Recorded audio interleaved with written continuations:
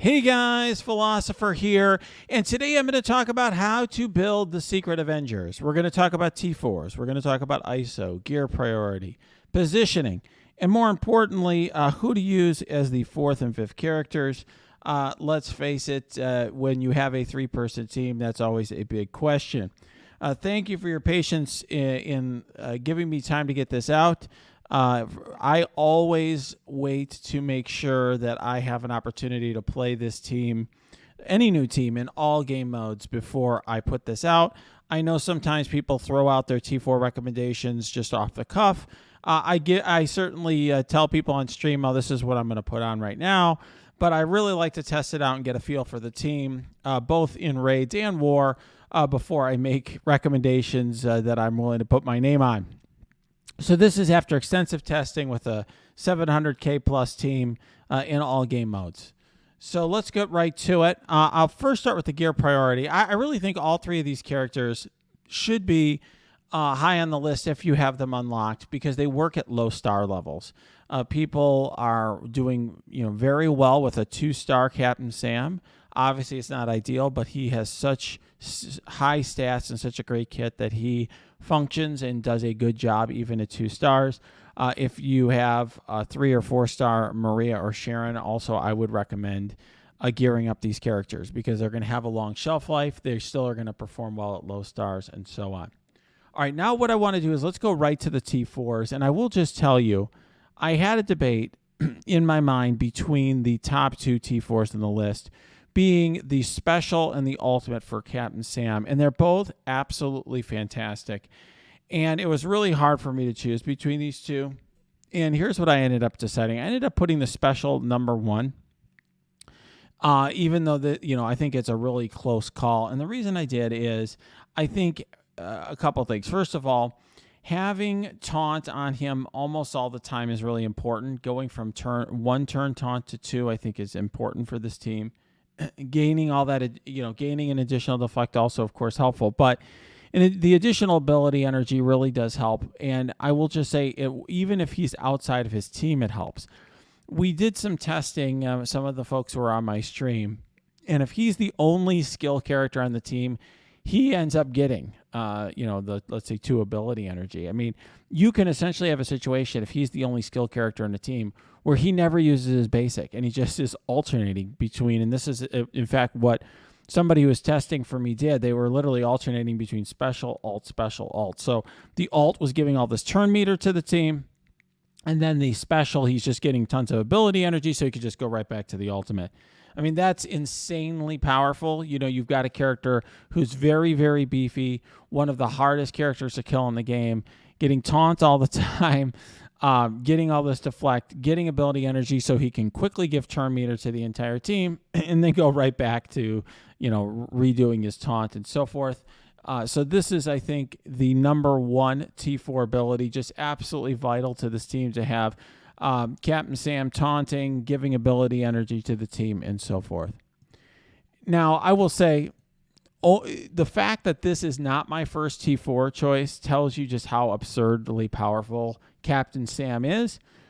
This ability, by the way, I have him at 7 red stars maxed out. I mean, it does insane damage.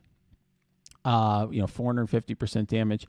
But if you don't kill the enemy, actually one of the big things that I have to watch out for is if I kill the enemies, then I don't get the speed bar. But essentially, let's say in a raid, if there's 8 enemies there, you can end up being in a situation where you're, you're getting an immense amount of speed bar because skill allies are getting 10% speed bar per enemy remaining. So if you have 8 enemies up, let's say you're on one of the last nodes of 4.3 alpha or something, you can end up getting 80% speed bar.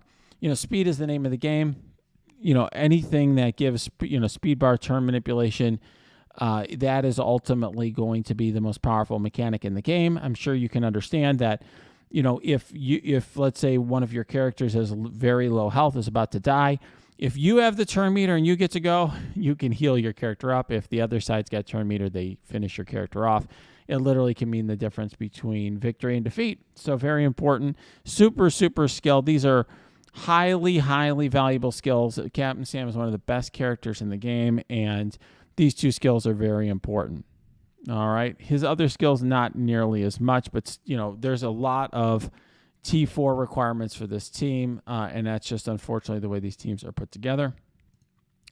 All right, next on the list, and I spent a lot of time debating this because there's a lot of good T4s on the list, but the next one on the list is the Maria Hill Ultimate.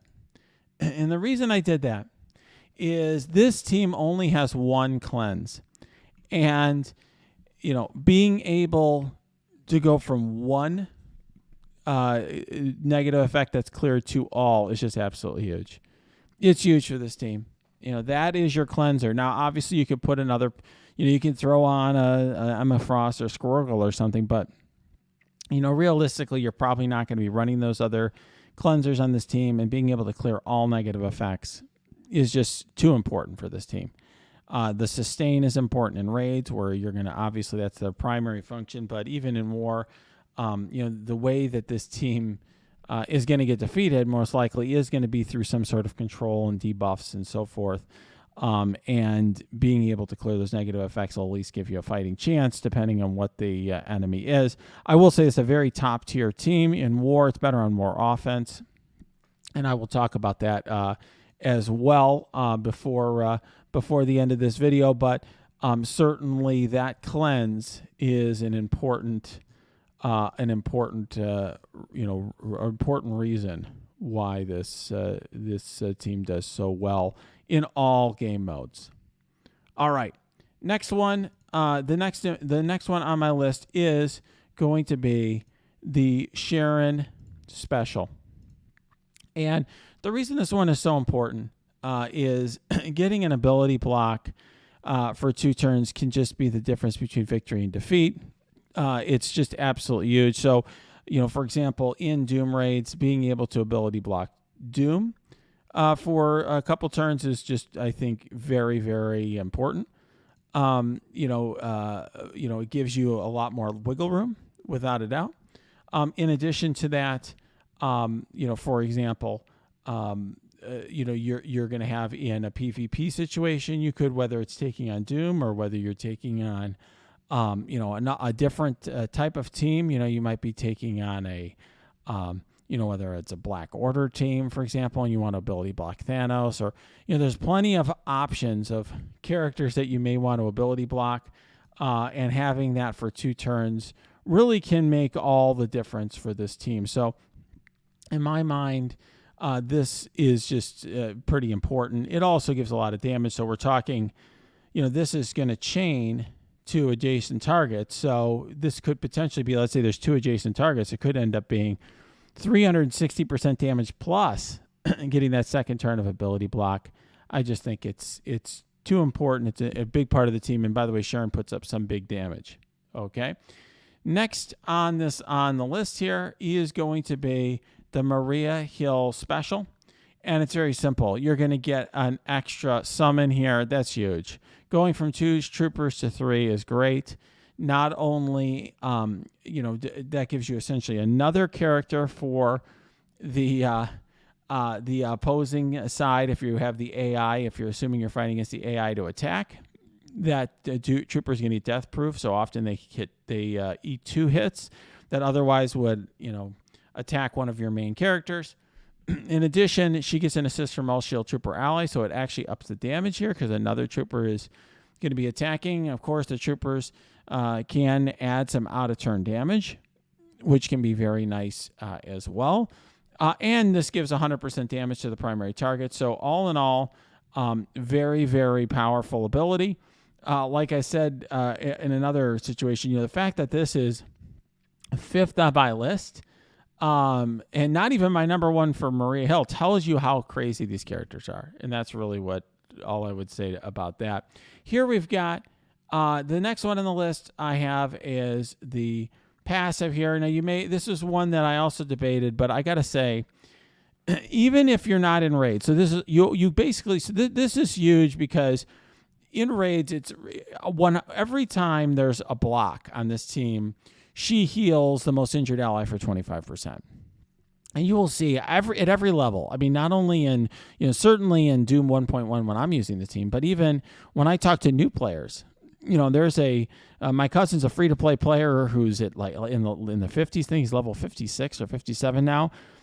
He is using a secret adventure team that's half the size of his old Wave 1 team, and just the heals are insane for him. And she's keeping up his entire team very easily. No matter what level you're at, this ability in raids is just absolutely game changer. And even outside of raids, even a 50% chance to heal for 25%. I just think it's very significant. Going from 10% healing to 25% healing, it's very, very, very significant. And I just think that healing and that sustain is a big part of why this team is so powerful. So as far as I'm concerned, this one is absolutely essential as well. I know there's a lot of T4s here, but it's just an essential ability. And frankly, it was very hard for me. The first two are easy choices, the Captain Sam Special and Ultimate. Maria Hill, to me, was maybe one tiny step down in terms of super important to have all the negative effects removed. And then it was very hard for me to pick between the Sharon Special, Maria Hill Special, Maria Hill Passive. I think they're all just so important. All right, the next one on the list for me is the Captain Sam Passive. Also, in my opinion, a necessity. Less so than some of these other ones, but look, getting a 10% block amount, of course, that adds to the healing from Maria Hill. The max health is always nice, right? It's in my mind, getting that additional, getting a passive, any kind of passive stat boost can be really powerful for a team. Certainly health is always a good thing to have. And then getting additional health and raids, also very good. So this one, I don't see why you would run the team without this. Obviously you're going to get a lot of blocks from the deflects. Those give you blocks, but getting additional base block amount and health is a good thing. All right. The last on my list, the last necessity on my list is the Sharon Ultimate. In my mind, clearing all the positive effects from the primary target versus clearing just two, I think is very nice, but also just the damage. So she's going to be 100% damage to the primary target, and this is her turn one move, and then 60% to two adjacent targets. So that's essentially going to be 220% damage. Puts out pretty high damage. Mine is, I feel like, insane at 5 red stars, 7 yellow. And then clearing all the positive effects versus 2 can be very nice, particularly in certain enemies. I mean, this is such high focus. It can clear all the positive effects from it, an Infinity Watch or Black Order or whatever team you're thinking about. She's got really, really, really high focus. So, at least right now, I'm making this in August of 2021. I'm sure at some point there'll be power creep, but for right now, being able to clear all the positive effects is very, very helpful for this team. All right, that goes through that's all the essential T4s. That's 8 essential T4s on a 3-person team. Very, very T4 intensive. So let's go to the nice to haves. And I really think you could do without some of these if you want to, if you have any kind of T4 crunch. The Maria Hill Basic is one of them. Look, applying deflex is really, really nice on this team because deflex mean blocks, which means that Maria Hill is going to be healing you in addition to, of course, just the advantage of having deflect, and getting a little damage is nice too. But the thing is that, she's going to be getting ability energy from Captain Sam. So this is a 5-turn cooldown, and this is a 3-turn cooldown. So that would ordinarily mean like half the time she's using her basic, but because of the ability energy that Sam's pumping out, I don't think she's going to use her basic all that much. So I think you could do without this if you don't need it. Next one that I think is just a quote nice to have, you could do it out, is the Captain Sam basic. As I said, if there's no other skill on the team, he's never gonna use this. And even so, even on the full team, he doesn't use his basic all that much. I mean, he uses it to some extent. So this is a 5-turn cooldown. The ultimate, the special is a 3-turn cooldown. So, he uses it, you might use it half the time, but because he can give himself ability energy, it might be 1 out of every 3 times or something like that. Going from 50% chance to clear a positive effect to 100, is that useful? Sure, but I have him as a skirmisher. I'm going to talk about that anyway, so he's going to be clearing positive effects that way. You've got other characters clearing positive effects. It's not, like I said, it's very nice to have, but not essential. Okay, and obviously the damage, nice to have, essentially 140% damage on a target, but it's not essential. All right. Next is basically the last of, I would say, just the nice to haves is the Sharon passive. Now I know I'm going to get questions about this. Well, wait, don't you want focus? Don't you want to land things? So let me just say, right now in the game, the base focus that Sharon Carter has, base, is 11th highest in the game. So almost top 10 in the game on its own. This is in August 2021. She has 11th highest focus in the game. Then when she has deflect, she gets 220% focus. Okay? So she gets 220% focus on top of having the 11th highest focus in the game. Then, okay, she gets 5,000% extra focus in the primary target here and so forth. So, for example, when I was using these attacks, I tested these out on stream when I was working on this T4 list, and I had no problem, for example, with this, like removing buffs from a 7 red star G15 maxed out Gamora, right? I mean, it's just right now, even without this, I just have never had a resist from Sharon Carter. Now that's going to change. So this list will have to change over time. And, you know, if you're watching this video, I'm making this in August of 2021. In 4 months, you may really want to have this passive. But right now, it's kind of overkill. She's got so much focus, you just don't need it. And that's the benefit of doing a lot of testing. Like this, it might seem essential on paper, but when you actually test it out, you just don't need it. Now, obviously, I should say this. If you have a small star Sharon Carter and you're trying to punch up big against bigger teams, then this might be more essential. But I'm thinking even if you're free to play, this will probably be your highest star character because this was the event campaign character. So, you know, your bigger issue will be at that point like Captain Sam or Maria Hill. They'll be lower stars than Sharon Carter. This will probably be the character that most people have at the highest stars of the 3 on the team.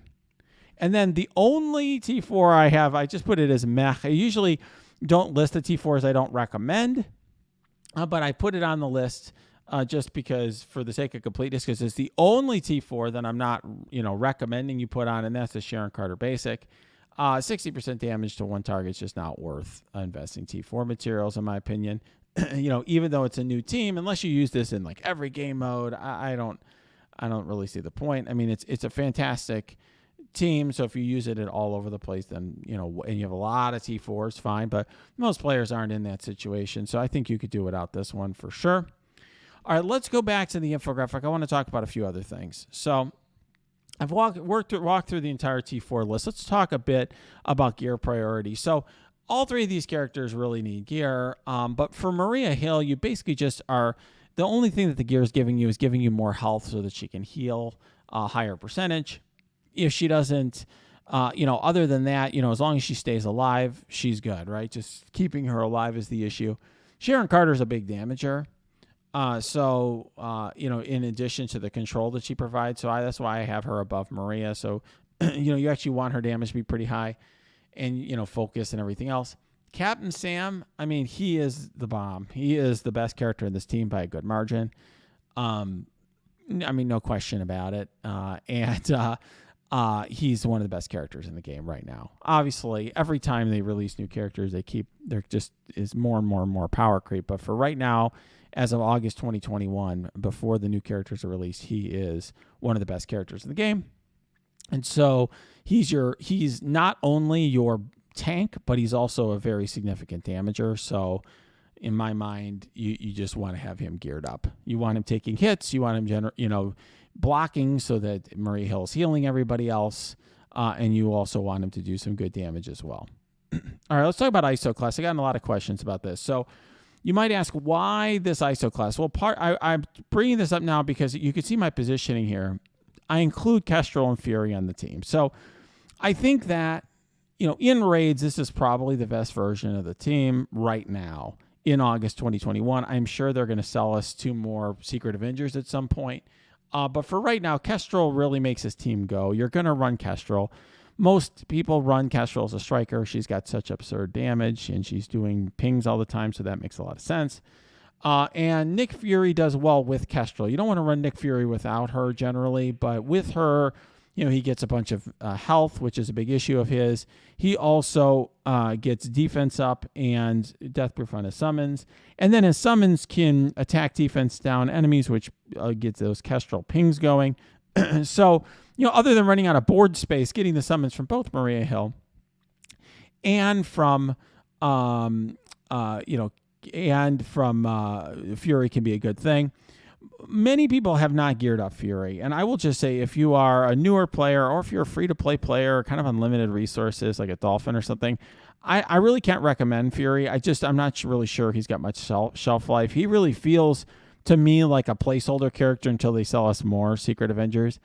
And what I have seen, and a lot of my alliance mates are using like Gamora or Moondragon or whatever in this spot in the raids and doing just fine. I mean, I really think any good, reasonable choice here, you could use Red Guardian, you could use whatever in this spot as long as it's a skill character and be fine in the Doom raid. So I wouldn't really worry too much about Nick Fury. I did this positioning just to understand the reasoning. You have Sam on one side.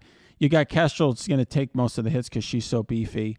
And then these two are the most valuable ones. Fury's kind of more expendable, and particularly Maria Hill all the way in the end. She's your healer and cleanser on the other end, as far away from the tank as possible. So, that's the team there. I will just say in war, I wouldn't necessarily run this team. We'll talk about that in a minute. But I do want to talk first about ISO class. So this ISO class is assuming you're running Kestrel with the team. In other words, I set up this ISO class for raids because this is primarily a raid team.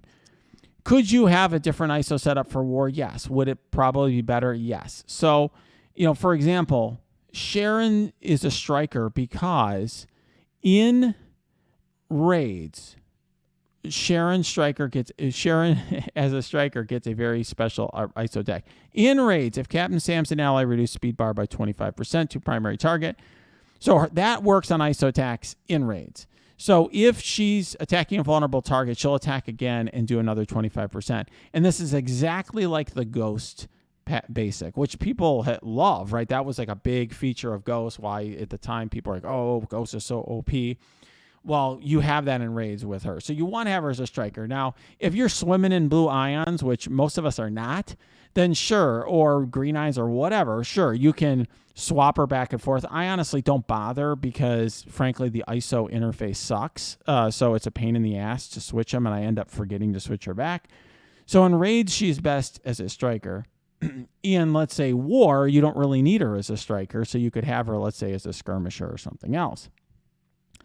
Captains, and then you may say, well, why then have Captain Sam as a skirmisher? Well, assuming you're running Kestrel and Sharon Carter in the team, they're both strikers.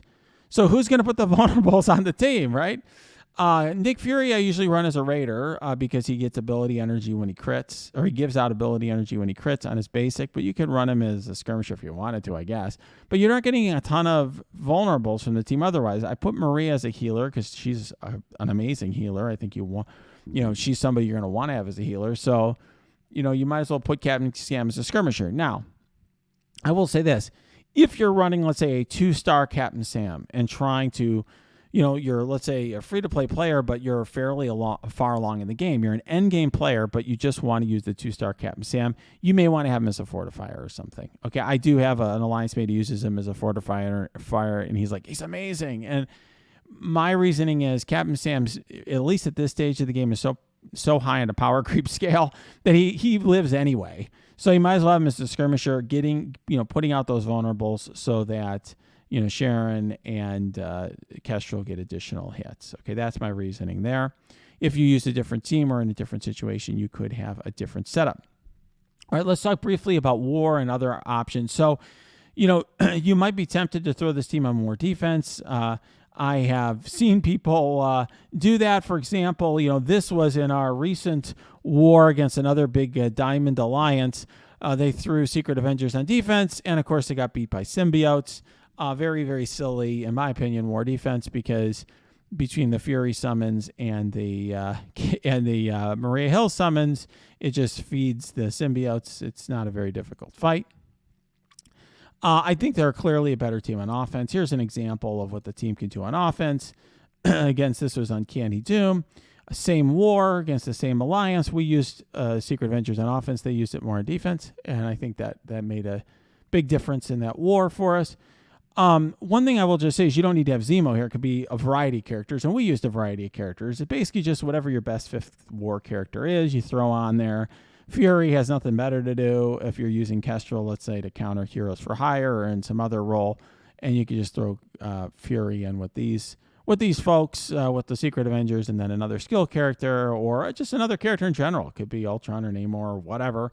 Whatever character you have, although there may not be space for Ultron's minions with these two, but whatever good character you have just sitting around, you can kind of throw in there, and they can help make this team go. Zemo is a particularly good choice, as you could see here. All right, so I've been getting lots of questions about this. I really took the time to try to make a detailed video, but I'm interested in your comments. So please post your comments below if you have them, or go to my Discord. That's linked below as well. Lots of great discussions there. Check out my Twitch stream. That's also linked below. And hey, please smash that like button. Subscribe to this channel if you like this video. It helps keep folks seeing our videos and coming to the channel.